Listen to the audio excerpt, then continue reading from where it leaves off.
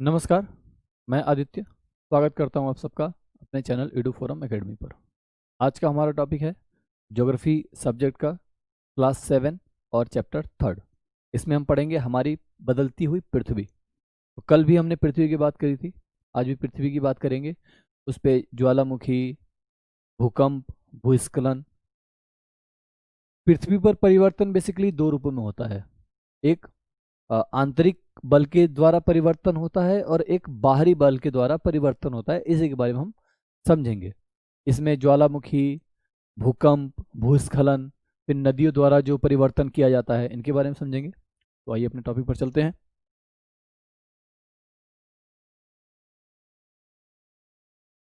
ये है आपका टॉपिक, हमारी बदलती पृथ्वी।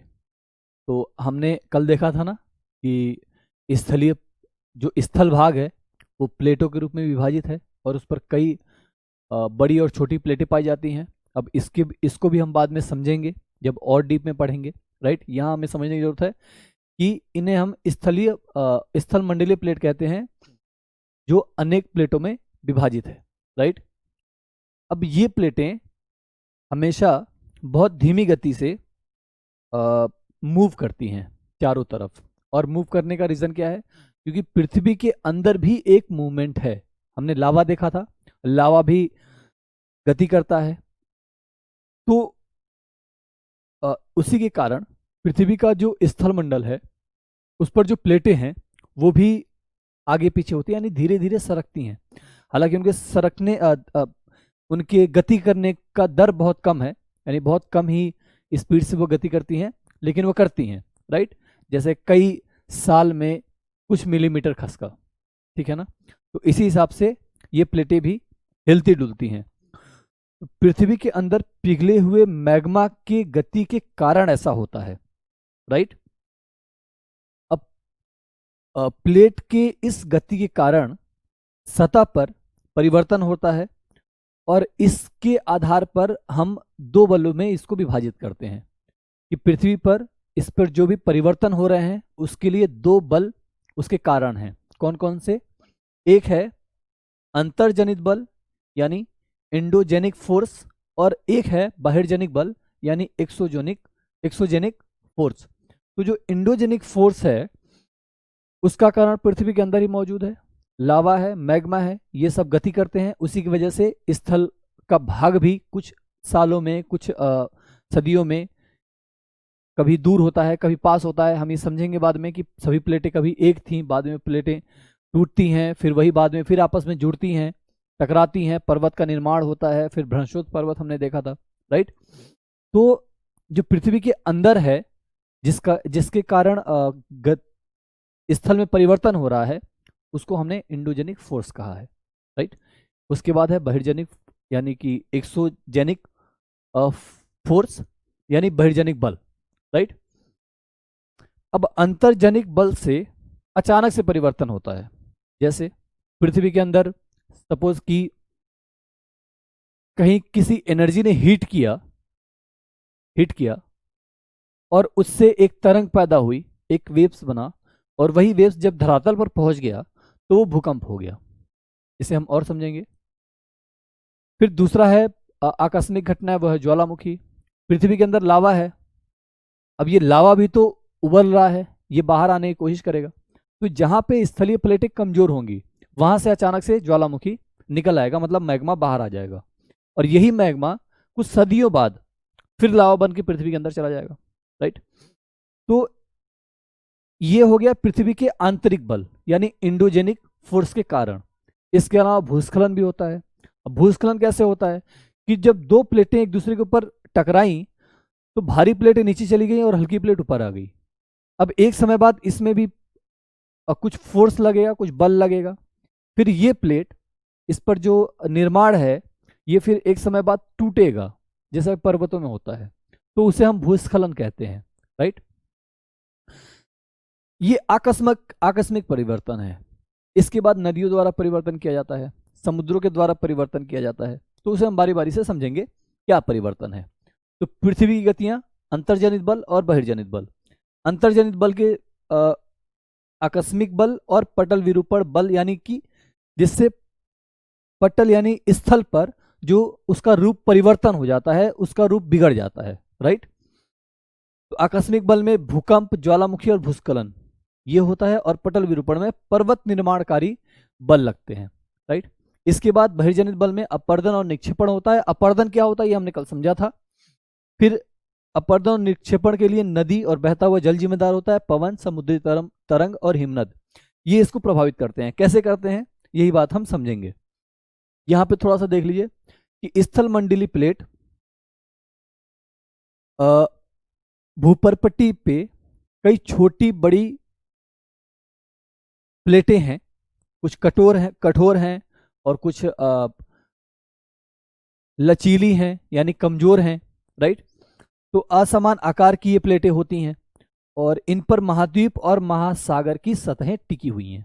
यानी पृथ्वी का जो ऊपरी भाग है वही विभिन्न प्लेटों में विभाजित है, राइट। चलिए, अब ये आपका ज्वालामुखी है, इसके बारे में हमने कल भी समझा था। तो ज्वालामुखी भूपरपट्टी पर एक ऐसा खुला छेद होता है जिससे पिघले हुए लावा और पिघले हुए अन्य पदार्थ अचानक से बाहर निकल जाते हैं। तो यहां पर भी एक विस्फोट होता है। इसमें स्ट्रक्चर आप लोग जरा ध्यान से देखें।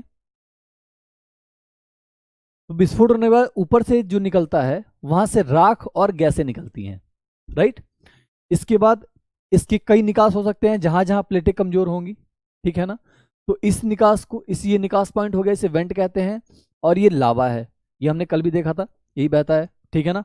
और ये जमीन पर फैल जाता है, फिर ये बेसाल्ट बन जाता है और ये अग्नेय चट्टानों में परिवर्तित हो जाता है, ठीक। तो ये लावा हो गया आपका, ये भूपरपट्टी है और जहां पे इसे कमजोर लगा वहां से ये तोड़ के बाहर निकल गया। यही इसका मैग्मा कोष्ठ है, यहीं से ये लावा पिघल रहा था और पिघलते पिघलते एक समय ऐसा है कि जहां से इसको कमजोर प्लेट मिला वहां से ये निकल के बाहर आ गया, ठीक है। इस तरीके से तो ज्वालामुखी होता है। इसके बाद भूकंप भी आकस्मिक परिवर्तन में आता है और इसके लिए भी पृथ्वी की आंतरिक बल ही जिम्मेदार है, राइट। बेसिकली भूकंप स्थलमंडलीय प्लेटों की गति करने पर पृथ्वी की सतह पर जब कंपन होता है, राइट, और ये कंपन पृथ्वी के चारों ओर फैल जाता है, ठीक है। तो इस कंपन को हम भूकंप कहते हैं। और अब ये भूकंप जहां से स्टार्ट होता है, राइट, उसे उद्गम केंद्र कहते हैं यानी पॉइंट ऑफ फोकस। तो इसको हम थोड़ा यहां से समझेंगे। जैसे ये आपका भूपरपट्टी है, ये आपका स्थलीय भाग हो गया, राइट। ये हम कुछ गहराई में जा रहे हैं पृथ्वी के।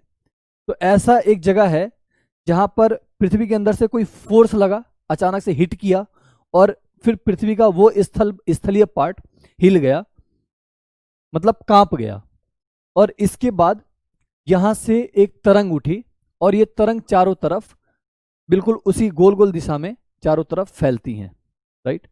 तो जहां से ये निकलता है उसे उद्गम केंद्र यानी पॉइंट ऑफ फोकस कहते हैं। इसी फोकस पॉइंट से भूकंप की शुरुआत हुई, तरंगे बनी और ये तरंगे फैलती गई, ठीक है। ये पूरा ऐसे गोल गोल, राइट। फिर आप इसे देख रहे हैं, फिर आप इसे देखेंगे, फिर आप ये देखेंगे, ठीक है ना। अब इसके बाद ये तो हो गया आपका उद्गम केंद्र। फिर उद्गम केंद्र के जो सीधा ऊपर वाला पार्ट है, जो स्थल पर आकर के जो रेखा मिलता है, उसे हम एपिसेंटर कहते हैं और इसे हिंदी में कहते हैं अधिकेंद्र, राइट। तो जो इसका पहला तरंग होता है जो पृथ्वी को हिट करता है वो ज्यादा विनाश करता है, राइट। इसको भी हम डिवाइड करते हैं पी तरंगों में, एल तरंगों में, एस तरंगों में। अब इसको भी हम बाद में समझेंगे कि पी प्राइमरी वेव्स ये ज्यादा खतरनाक होती हैं, सेकेंडरी वेव्स उससे कम खतरनाक होती हैं और लोअर वेव्स ये धरातल पर पहुंच ही नहीं पाती, ठीक है। ये हमें आगे समझना है।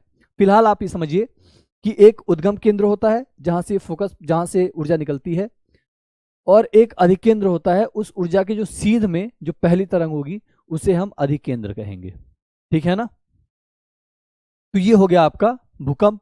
अब भूकंप से क्या होता है, अच्छा हाँ, भूकंप को हम रेक्टर स्केल में मापते हैं। शायद इसमें दिया भी हो रेक्टर स्केल का फोटो, ये रहा भूकंप लेखी, इसको रिक्टर स्केल कहते हैं, इस पर हम इससे नापते हैं। जैसे 4 रिक्टर स्केल पर अगर भूकंप आता है तो बहुत वो कुछ मतलब नुकसान नहीं करेगा। 5 आता है तो ज़्यादा नुकसान करेगा, 6 आता है तो और ज़्यादा, 7 आता है तो और ज़्यादा, राइट। तो रिक्टर स्केल पर जितना ज़्यादा भूकंप की तीव्रता नापी जाएगी उस हिसाब से हम नुकसान का अंदाजा लगाते हैं। जैसे आपका ये गुजरात में भूकंप आया था, तो रिक्टर स्केल पर ज़्यादा का भूकंप था, ज़्यादा तीव्र भूकंप था, इसलिए गुजरात में ज़्यादा विनाश हुआ था, राइट। तो ये आपका भूकंप हो गया। अब ज्वालामुखी की तो भविष्यवाणी संभव नहीं है और ना ही भूकंप का भी भविष्यवाणी संभव है। कुछ तरीकों से भूकंप का पता लगाया जा सकता है, जैसे कोई साइंटिफिक उसका रीज़न कुछ साइंटिफिक तो नहीं है, लेकिन कहते हैं कि अगर जानवर घबराए हुए हैं, सांप अपनी बिलों से बाहर आ गए हैं, कुत्ते घबराए हुए हैं, तो आप उससे अंदाज़ा लगा सकते हैं कुछ गड़बड़ हो रहा है।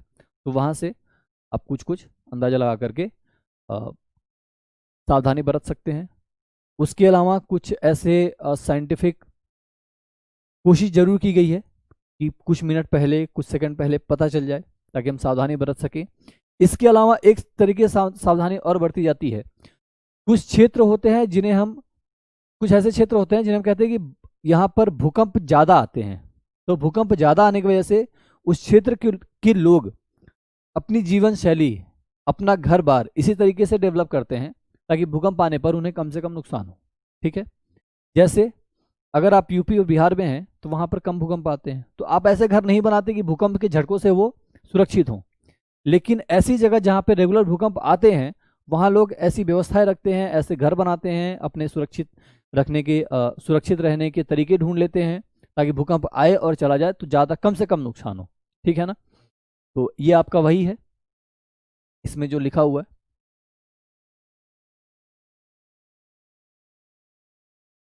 अब ये तो हो गया आंतरिक बल के द्वारा परिवर्तन, राइट।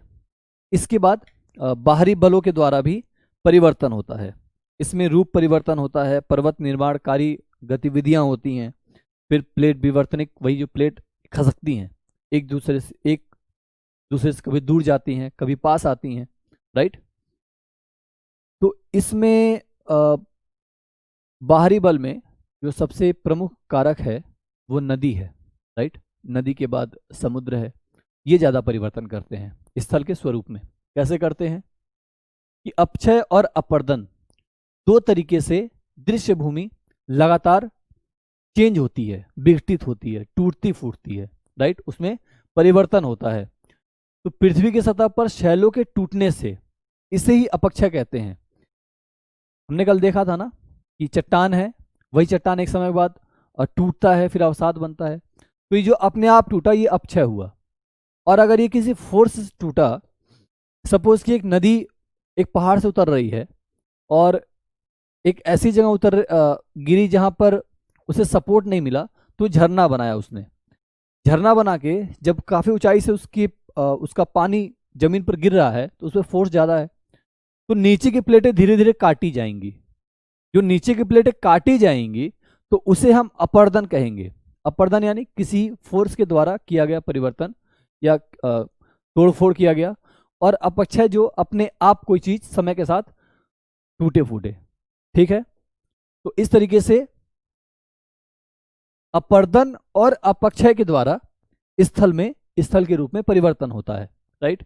इसमें नदी का कार्य सबसे महत्वपूर्ण होता है। मैं आपको यही बताने की कोशिश कर रहा था, जलप्रपात कि नदी अगर सपोज एक जगह से चलती है और यहां पर आके गिर रही है, ये आपको दिख रहा है गिरते हुए, तो ये जो नीचे की प्लेटें हैं, ये नीचे का जो चट्टान है, ये धीरे धीरे अब कटेगा क्योंकि नदी पे फोर्स ज्यादा, उसके पानी का फोर्स ज्यादा लग रहा है एक ऊंचाई से गिरने के बाद। ठीक है ना, तो ये जो अपर्दन हुआ, ये जो प्रक्रिया हुई तोड़फोड़ की, इसे हम अपर्दन कहेंगे। ये बात आपको ध्यान रखनी है, राइट। और यहां पर अगर किसी तरीके का टूट फूट होता है तो इसे हम अपक्षय कहेंगे क्योंकि ये अपने आप समय के साथ टूट रहा है, राइट। तो नदी पहाड़ से चलते हुए मैदानों में आती है, जब नदी किसी खड़े ढाल वाले स्थान से बहुत कठोर शैल या चट्टान पर गिरती है तो ये जलप्रपात बनाती है, राइट। और इसमें परिवर्तन होता है रूप में, राइट। जब नदी मैदान में प्रवेश करती है तो ये मोड़दार मार्ग पर बहने लगती है और नदी के इन्हीं मोड़ों को हम विसर्प कहते हैं। अब नदी और क्या क्या परिवर्तन करती है?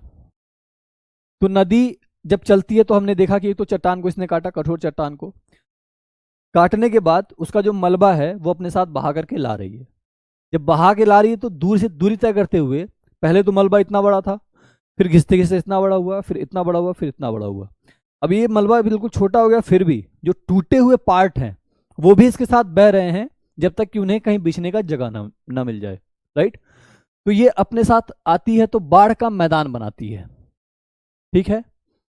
इसके बाद चलते हुए क्रम में ये विसर्प बनाती है, क्योंकि इसके अंदर का जो गाद है, जो मटेरियल है, वो नदी के द्वारा धीरे धीरे फिर छोड़ा जाता है मैदानों में, राइट। तो ये आप जो इसका टेढ़ापन देख रहे हैं यही ये विसर्प है, ठीक है ना।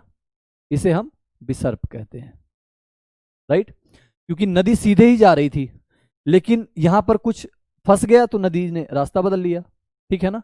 फिर यहां कुछ फंस गया तो नदी ने यहां से रास्ता बदल लिया, फिर यहां गाद जमा हो गया तो यहां से रास्ता बदल लिया। इसी तरीके से नदी मुड़ती है, जो मुड़ती है तो इसे हम विसर्प कहते हैं, राइट। तो विसर्प आपको समझ में आ गया। इसके बाद अब आप सपोज करिए कि नदी बह रही है और गाद आते आते यहीं से नदी बह रही थी, ठीक है। अब यहां पर गाद इतना जमा हो गया कि कुछ पानी बीच में रह गया और नदी ने रास्ता अपना बदल लिया, ठीक है ना। तो जो बीच में थोड़ा पानी रह जाता है वहां पे एक झील बन जाता है और इसे हम कहते हैं चाप झील। ये एक तरीके का आर्क बनाती है, राइट। ये आप देख रहे हैं एक आर्क बन गया, तो चाप झील, और इसे इंग्लिश में आर्क भी कहेंगे, राइट। ये आर्क ये बन रहा है, ठीक है ना। और ये पानी का थोड़ा सा हिस्सा जो नदी से अलग हो गया, ठीक, तो इसे चाप झील कहेंगे। इसके बाद नदी अपने साइड में भी कुछ काटती है, मतलब मिट्टी अपने साथ बहा ले गई तो एक तट बन गया, धीरे धीरे उसने गहरा कर दिया क्षेत्र को तो आसपास का क्षेत्र उठ गया तो ये तटबंध हो गया। अब नदी कोशिश करेगी कि इसी के तट में बहती रहे। एक समय बाद जब मलबा भर जाएगा तो नदी फिर से रास्ता बदल लेगी, फिर वही मलबा इतना भर गया कि नदी ने उस जगह को छोड़ दिया, कुछ पानी बचा रह गया तो वो चाप झील बन गया और यही चीज आपका तटबंध बन गया, ठीक है ना। नदी के जो चारों तरफ जो इसके एक तट बना हुआ है जिसके अंदर नदी बह रही है, ये आपका तटबंध हो जाएगा, राइट। और यही नदी आगे और जाके जब इसमें गाद बहुत ज्यादा भर जाएगा और इसके रास्ते खत्म हो जाएंगे, राइट, क्योंकि अवरोध पैदा होगा। तो जब ये अवरोध पैदा करेगा तो नदी बह जाएगी, राइट, अपने तट से बाहर निकल जाएगी, तो इसे हम कहेंगे बाढ़ का मैदान। तो इस तरीके से नदी के द्वारा कुछ बनाई हुई स्थलाकृतियां हैं ये, राइट। तो नदी ने क्या परिवर्तन किया यही हमने अभी समझा। इसके बाद फिर यही नदी समुद्र पर पहुंचती है और समुद्र में जाकर के इसके पास मलबा इतना बढ़ जाता है कि इसे चलना मुश्किल हो जाता है, तो ये छोटे छोटे रास्ते ढूंढती है निकलने के, राइट। इसके पानी का प्रेशर भी कम हो जाता है, बहाव भी कम हो जाता है, तो ये धीरे धीरे केवल रिसना शुरू करती है। अभी जो बह रही थी अभी ये रिस रही है केवल, राइट। तो रिस रही है पतले पतले रास्तों से। तो ये जो चीजें हैं इन्हें हम वितरिका कहते हैं। कि गंगा नदी आपने अगर कभी देखा होगा यूपी में तो वो एक धार बहती है जो बहुत उसकी धार बहुत तेज होती है, उसका बहाव बहुत तेज होता है। यही आप उसे जाकर के जहां पे ये खत्म हो रहा है समुद्र के पास देखेंगे तो इसका बहाव बिल्कुल कम हो गया, क्योंकि इसके तलछट में वो गहराई नहीं बची, राइट। क्यों नहीं बची? क्योंकि इसके तलछट में बहुत ज्यादा मलबा गाद जमा हो गया। एक समय ये गाद इतना बढ़ गया कि इसका रास्ता ही रोक लिया, राइट। ये वो गाद है जिसने रास्ता रोक लिया, तो इसने अपना अलग रास्ता बनाना शुरू किया। तो इस तरीके से ये नदी कई भागों में बढ़ जाती है, इसको हम वितरिका कहते हैं, राइट। अब इस पूरे क्षेत्र को हम डेल्टा कहते हैं। इसी डेल्टा के बारे में हमने बात किया था अपने क्लास में पिछले, राइट। तो मैं आपसे कह रहा हूं कि अगर डेल्टा हमने पिछले क्लास में बात किया था, वो भी आपको याद होगा, तो वहां पे आप केवल डेल्टा से फेमिलियर हुए, यहां आपने पूरे डेल्टा प्रक्रिया को समझा, राइट। इसी तरीके से बेसिक से एडवांस लेवल पर हम जाएंगे तो हमें चीजें धीरे धीरे और ज्यादा क्लियर होती जाएंगी, ठीक है। तो ये हमारा हो गया नदी के द्वारा बनाया गया कुछ परिवर्तन किया गया कुछ स्थलाकृतियां, जिन्होंने स्थल में कुछ परिवर्तन किए, राइट। ये किस में आएगा? अपरदनकारी शक्तियों में। इसके बाद समुद्र भी इसी तरीके से अपरदन का कार्य करती है। कैसे? अब समुद्रों में सपोज कि कोई शेल है खड़ा, तो ये शेल खड़ा है, अब इस पे लगातार चट्टानें टकरा रही हैं, टकरा रही हैं, टकरा रही हैं। तो जो इसका सबसे कमजोर का पार्ट होगा, कहीं तो होगा जहां ये बहुत कमजोर होगा, जहां कमजोर होगा वहां पे ये टूट जाएगा। जब टूट जाएगा तो ये समुद्री गुफा बनाएंगी, राइट। जब ये समुद्री गुफा बनेगा, फिर समय के साथ धीरे धीरे इस पे तरंगे आती रहेंगी, चोट करती रहेंगी, फिर ये और टूटेगा। जब ये और टूटेगा तो ये और बड़ा हो जाएगा। जब ये बड़ा हो जाएगा तो इसे हम तटीय मेहराब कहते हैं। कुछ कुछ मेहराब की जैसी आकृति हो गई, राइट, तो इसे हम तटीय मेहराब कहते हैं। अब धीरे धीरे एक समय बाद ऐसा आएगा जब ये पूरा बड़ा हो जाएगा और ये बाकियों से कट के इनसे भी अलग हो जाएगा और इनसे भी अलग हो जाएगा, जैसे कि ये चीज। तो इसे हम एक स्टैक कहेंगे, यानी खड़ी ढाल। बाकी को इसने या तो काट दिया या बीच से इतना काट दिया कि ये अलग दिखने लगा, राइट। तो ये अलग दिखने लगा है, इसे हम स्टैक कहते हैं, ठीक है। तो इस तरीके से समुद्र ने भी स्थलाकृतियों में कुछ परिवर्तन किया अपरदनकारी शक्ति से। इसके बाद हिमनद होते हैं। हिमनद मैंने आपको बताया था कि पहाड़ों में हिमनद होते हैं और ये बहुत बड़े होते हैं, ग्लेशियर्स। ये भारी भी होते हैं।